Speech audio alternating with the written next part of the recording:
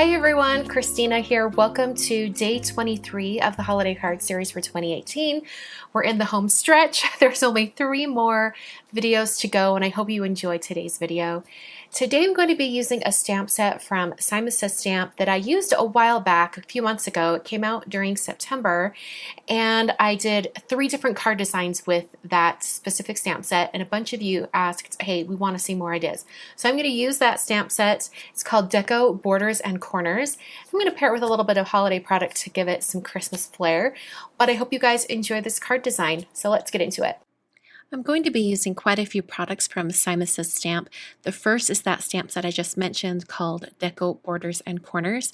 And for the greeting, I'm going to use this little banner shape that's in that stamp set. And I'm going to put some holiday words inside of it by using the Tiny Words Christmas stamp set. It'll fit right inside that banner. And I'm also using 2 snowflake dies, the Rena Snowflake and Ashland Snowflake dies. Starting out with some Schoolhouse Red cardstock from Simon, and I'm just cutting this cardstock in half at 5.5. I'm going to be doing all of my stamping on this really large piece of red cardstock, and that's so that I can utilize the size of the large border stamp and cut it into enough background patterns for 4 cards. Starting out by placing this large border stamp onto the cardstock, and I'm just using that transparency grid as a way to put that big stamp down and not have it stick to the paper right away.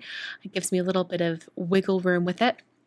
I'm prepping that red cardstock with an anti-static powder tool and then inking up my border stamp with Versamark ink. This is a really sticky ink and it's perfect for heat embossing, so that's why I'm using that particular ink today. So I'll swing the door of my MISTI over and gradually walk my fingertips over the entire area of this border stamp. I want to make sure I get a really good impression. Then I removed the cardstock from my MISTI tool and I used Brutus Monroe Icicle heat embossing powder. This is a clear heat embossing powder. They just call it Icicle. And I'm going to coat the entire border area. This is going to give me a really cool tone-on-tone effect, but then also have a little bit of that shine and sparkle from the heat embossing powder. I'm using my heat tool and going over each area, making sure it's melted, and then I'm left with this really intricate pattern from the background stamp. So like I did before, I'm going to use the transparency grid just to kind of place this on top, and you're getting a shot of my head because I got in there really close to make sure it was precisely placed. And I just repeated that border stamp below the first stamping. Again, I used that same ink and the same embossing powder, and then I hit it with a heat tool until it was smooth and melted. So you can see how it continues that pattern without any gaps. I'm going to stamp it one more time. So it's 3 border stamps in total. And this is going to give me a nice big area to work with when I create my 4 cards. So I'll hit that with my heat tool once again. And then this entire pattern is ready to go. I really love how intricate this pattern is. I think it looks really, really neat when it's embossed either with a clear embossing powder or with metallic embossing powder. So since I'm creating 4 cards, I'm using this piece of cardstock here, and I'm going to be stamping the corner of each, and I'll just rotate it. So you'll see what I mean here in a minute. So I'm inking up my stamp with my Versamark ink. I'll stamp that once, and then I'm going to rotate the cardstock, and I'll go ahead and stamp again. So I'm going to rotate it 2 more times, and this is going to leave me with that border, the little banner stamp, in each corner of this green cardstock. This cardstock is, let's see, I think it's green leaf or leaf green cardstock from Simon. And I'm going to have this have gold embossing powder on top instead of the clear this time. So after I've stamped all 4 of these banner shapes, I'll be applying some gilded embossing powder from Brutus Monroe. And I'm going to be doing the word stamping after I've embossed this banner. I found it was just a little bit easier to do it this way so that I was able to really see where to place the words. So I'll heat set that with my heat tool until it's smooth and melted. And stamping it like this and rotating the cardstock makes it super easy when it comes to placement for your greeting because you only have to line it up once. So I'll go ahead and prep all those greeting areas with an anti-static powder tool, and then stamp my greeting in Versamark ink. Once again, this greeting is from the Tiny Words Christmas stamp set from Simon. So I'll rotate this and then I can go ahead and stamp the greeting again. This makes it so fast and easy to get multiple greetings for multiple cards. So I'll go ahead and put on that gilded embossing powder and then heat set that with my heat tool until it's smooth and melted. I really loved this way of creating the greeting because it made it super fast and easy. So now that I have the greeting stamp completely done, I'm going to do some die cutting using those 2 snowflake stamps or dies that I showed you at the beginning of the video. So I'm going to cut each of these snowflakes 4 times so that there's enough snowflakes for 2 snowflakes per card. So I'll just run this through my Sizzix Big Shot machine. The cardstock I'm using is some Nina Classic Crest Solar White cardstock. And after I had all my snowflakes cut out, I then had to trim out my greeting areas. Now there is not a die, a coordinating die for the Deco Borders and Corners stamp set, so I just used a ruler and a craft knife to do the initial cuts of each one of these banners.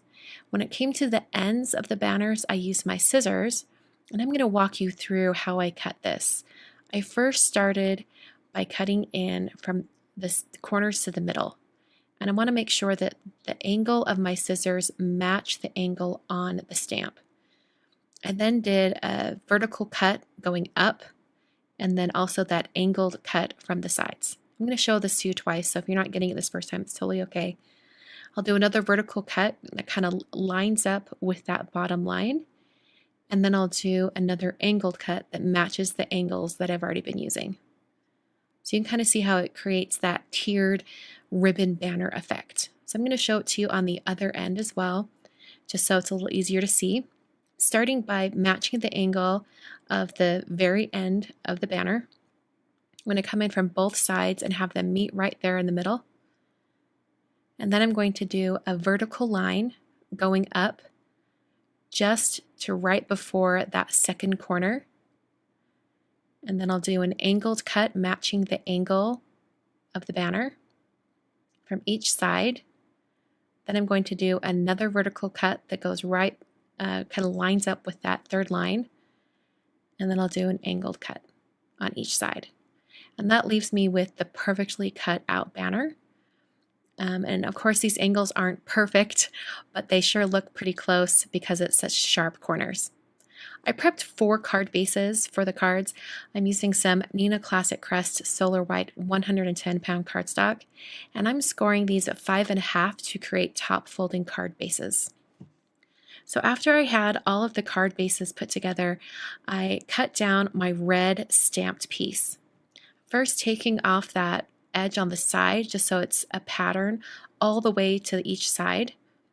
And I'm going to cut this at 2 inches. So I'm going to create some 2-inch wide shapes to go on my cards. So I'll cut this one to 2 inches as well. And then I want sort of that organic edge at the top of each of these. So I'm going to preserve that edge and I'm going to make this be 3 3/4 tall. So I'm going to rotate this, and the pattern was a little far from that edge, so I did trim it so it was a little bit closer, turned it back around, and then trimmed it at 3 3/4 again. And I did this for the other piece as well. This makes it so that I get 4 cards out of that one stamping of that border stamp. Like I did before, I'll bring that pattern a little closer to the edge, rotate it, and then trim it off at 3 3/4.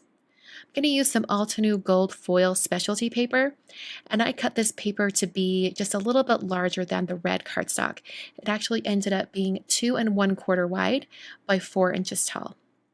And I used some Tombow Extreme adhesive to adhere the red cardstock onto the gold foil specialty paper. I then put some foam adhesive behind each one of these greeting banners and pressed it down onto the red cardstock. And that's the beginning of assembling my card. I then put some foam adhesive behind the gold foil and then press those onto each card base. The last thing to do was to assemble the snowflakes or adhere the snowflakes to my cards. So I used some Gina K Designs Connect glue and put little dabs of glue on all but 2 sections of the snowflake. The 2 sections are the sections that are hanging off the edge there. So I just used my hands and held the areas that did not need glue, and then I knew where to apply glue. So I'm going to adhere the smaller snowflake. Just going to turn that over and adhere it down below near the banner area. So that is all 4 cards. In total, this took me about an hour to make all 4. I think it's totally worth it for 4 cards. And I really love all the shine from that clear embossing powder and the intricacy of the background. I really love the patterns in that stamp set, and I was so excited to come up with a new idea, a new way to use those patterns, but on a holiday card. Hope you guys really love today's card. On screen, I've got 2 more videos for you to check out before you head out of here. These are the day 23 videos for years 2017 and 2016. And just like I've done with all my previous videos this year, if you want to see the day, like that day of the holiday card series, but years past, I'll have all of them listed down below, so you can check those out. Thanks so much for watching, and I'll catch you guys on Wednesday for day 24.